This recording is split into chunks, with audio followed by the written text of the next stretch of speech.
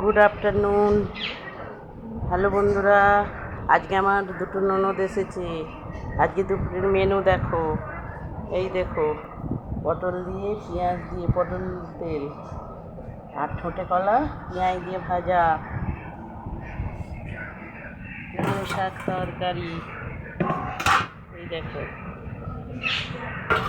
আর টকের ডাল, এই দেখো টকের ডাল,